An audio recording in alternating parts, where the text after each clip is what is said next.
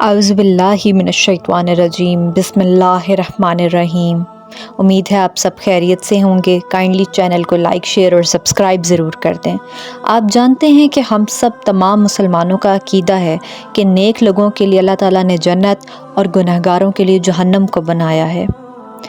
لوگ نیک ہوں یا گنہگار، ہر انسان یہ خواہش کرتا ہے کہ مرنے کے بعد اس کو جنت مل جائے، کیونکہ جنت ایک انتہائی خوبصورت جگہ ہے جہاں نہ کوئی فکر ہوگی، نہ کوئی پریشانی، خوشیاں اور راحت ہوگی۔ جنت میں زندگی ہے اور موت کبھی نہیں، اور وہاں پر خوشیاں ہیں اور غم نہیں۔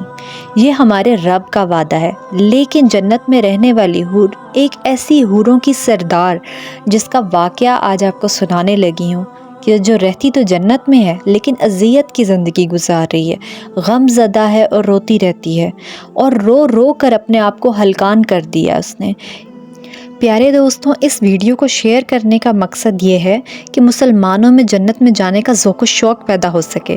معراج کی شب تھی اور سارا عرش بالا رسول اللہ صلی اللہ علیہ وآلہ وسلم کی خیر مقدم کے لیے تمام لوگ جمع تھے، اور امیدوں کے ہجوم سے گزرتے ہوئے عالم ملکوت کا معائنہ فرمایا، اور پھر جب گشت کے لیے باغ فردوس کی طرف بڑھے تو مرحبا کہنے کے لیے ہر طرف حور و غلمان کی صفیں موجود تھی۔ حضرت جبرائیل علیہ السلام ہر قدم قدم پر ان کے ساتھ تھے۔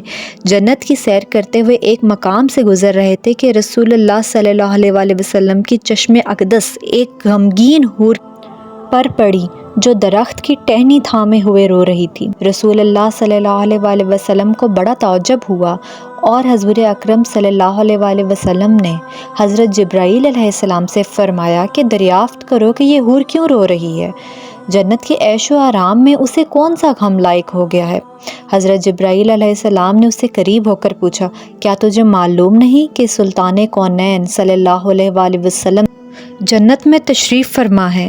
جواب دیا، تبھی تو میں نے اپنا یہ غمگین فریادیوں والا حال بنا رکھا ہے تاکہ ان کی نگاہ مجھ پر پڑے اور وہ میرا حال دریافت کریں۔ تو حضرت جبرائیل علیہ السلام نے ارشاد فرمایا کہ تجھ مبارک ہو، انہوں نے تیرا حال دریافت کرنے کے لیے بھیجا ہے۔ جواب کے انتظار میں رسول اللہ صلی اللہ علیہ وآلہ وسلم کی سواری رکی ہوئی ہے۔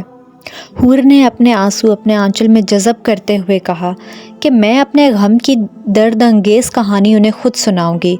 بازیاب ہونے کی اجازت ملتے ہی وہ حضور اکرم صلی اللہ علیہ وآلہ وسلم کی بارگاہ میں حاضر ہوئی اور جھک کر سلام عرض کیا اور اپنی سرگزشت سنانا شروع کی۔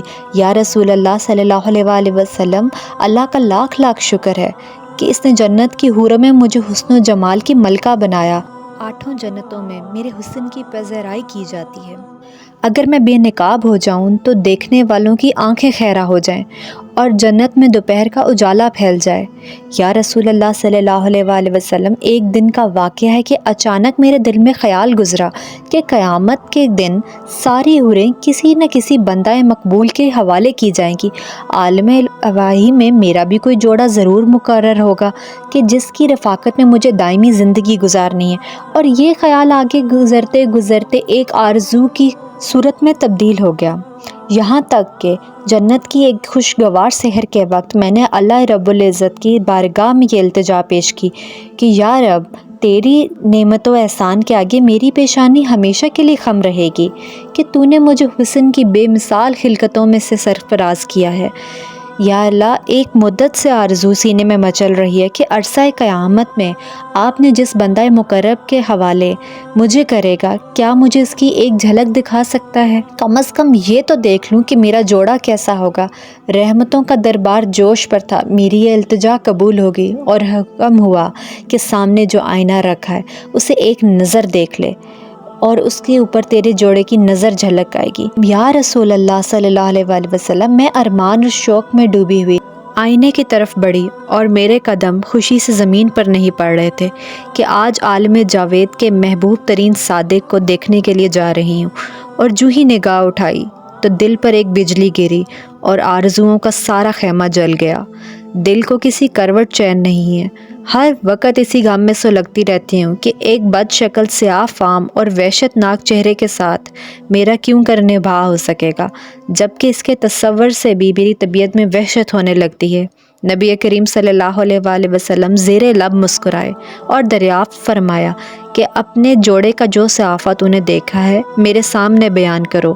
اس نے ٹھنڈی آہ بھر کر کہا کہ سر سے پاؤں تک مجسمے سیاہی، خوفناک اندھیرا، چھوٹی چھوٹی آنکھیں، موٹے موٹے ہونٹ، چوڑے دانت اور چپٹی ناک اور تن و تاریک پیشانی، قد و قامت میں بھی بالکل بے ڈھنگا، جس میں نور میں نکھری ہوئی چاندنی اور لالا رخ کی بہاروں کے ساتھ اس وحشت ناک مجسم کا کیوں کر پیوند جوڑا جا سکتا ہے؟ جب کہ وہ اپنی ذات کی بات ختم کر چکی تو رسول اللہ صلی اللہ علیہ وسلم نے سر اٹھایا اور آنکھیں غیرت جلال سے سرخ ہو چکی تھی، اور آپ صلی اللہ علیہ وسلم نے شان بے نیازی کے ساتھ ارشاد فرمایا، تو نے جو سراپا بیان کیا وہ تو میرے پیارے بلال کا ہے، ایک عاشق سراپا، ایک مومن وفاکش، اور کائنات کے ایک گوہر نایاب کو پا کر تو غم نصیبی کا شکوہ کر رہی ہے۔ کیا تجھے معلوم نہیں کہ بلال میرا عاشق مجسم ہے؟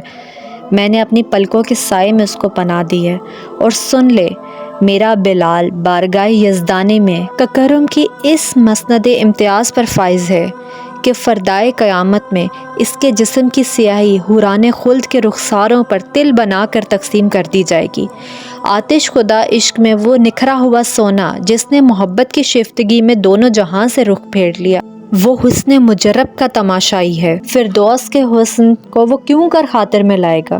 چنانچہ اپنے جنموں کی زیبائی پر تو غرور نہ کر، ہو سکتا ہے کہ جس دن تو اپنے 70,000 نقاب الٹ کر تو بلال کے سامنے آئے، میرا بلال تجھے پسند ہی نہ کرے۔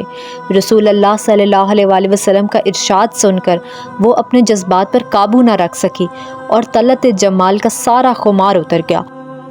وہ چیخ پڑی اور ارشاد فرمائے، یا رسول اللہ صلی اللہ علیہ وسلم، میری معذرت قبول فرمائیے، میرا غم کا بوجھ اتر گیا، وہی سیاہ فام بلال مجھے پسند ہے، اور میں اپنی خوش نصیبی پر نازا ہوں کہ سلطان کونین کا پروردہ نظر میرے حصے میں آیا۔ قیامت کے دن اسی سراپے کے ساتھ بلال کو اپنی آنکھوں میں بٹھانا چاہتی ہوں، چنانچہ میری معذرت کو قبول کریں۔ اور اس کی معذرت کو قبول کیا گیا، اور رسول پاک صلی اللہ علیہ وسلم دعائیں دیتے ہوئے آگے بڑھ گئے۔ پیارے دوستوں، عشق کارساد اور تیری دہائی ایک سیاہ فام غلام کو اتنا بڑھایا کہ کونین کے سر کا تاج بنا دیا۔ حضرت بلال حبشی سے کسی نے پوچھا کہ آپ تو بڑی توحید کی باتیں کرتے ہیں، آپ کو اتنی بڑی مار کیوں پڑی ہے؟ تو آپ رضی اللہ تعالیٰ عنہ نے فرمایا کہ تم بھی تو بازار جا کے برتن خریدنے سے پہلے اسے بجا کر دیکھتے ہو کہ مٹی صحیح طرح سے لگی ہے یا نہیں۔ اللہ نے بھی مجھے آزمایا تھا، اور اس کے بعد یہی وہ غلام تھا کہ جس کا رنگ بھی کالا تھا اور موٹے موٹے ہونٹ تھے، جس کے بارے میں اللہ کے پیارے رسول فرماتے ہیں کہ جب میں جنت میں جا رہا تھا اور مجھے معراج کرائی گئی تو آگے آگے کسی کی چلنے کی آہٹ سنائی دے رہی تھی۔ میں نے حضرت جبرائیل علیہ السلام سے پوچھا کہ یہ کون ہے؟ تو جواب ملا، یہ حضرت بلال حبشی رضی اللہ عنہ ہیں۔ رسول پاک صلی اللہ علیہ وسلم جب واپس آ گئے تو حضرت بلال حبشی سے پوچھا کہ تم کون سا عمل کرتے ہو اور کون سا کام کرتے ہو کہ جس کی بنا پر تم جنت میں میرے آگے آگے چل رہے تھے؟ فرمایا، حضرت بلال نے بتایا کہ آپ نے ہی تو بتایا تھا۔ تو رسول اللہ صلی اللہ علیہ وسلم نے ارشاد فرمایا تھا، کیا بتایا؟ تو حضرت بلال حبشی نے فرمایا کہ یا رسول اللہ، کہ آپ نے ہی تو بتایا تھا کہ ہر وقت باوضو رہنا، تو ہر وقت میں وضو کی حالت میں رہتا ہوں، اور جب بھی میں بے وضو ہوتا ہوں تو اسی وقت نیا وضو کر لیتا ہوں، اور جب وضو کرتا ہوں تو تب 2 رکعت نماز بھی پڑھ لیتا ہوں۔ سبحان اللہ۔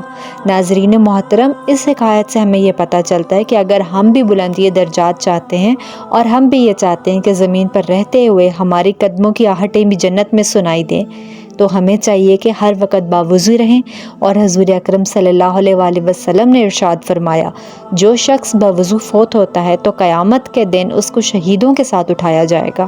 اللہ تبارک و تعالیٰ سے دعا ہے کہ اللہ تبارک و تعالیٰ ہمیں ہمیشہ باوضو رہنے اور جنت میں داخل ہونے کی توفیق عطا فرمائے، آمین یا رب العالمین۔ اور اگر آپ کو ویڈیو پسند آئی ہے تو چینل کو لائک، شیئر اور سبسکرائب ضرور کریں۔ Thank you so much.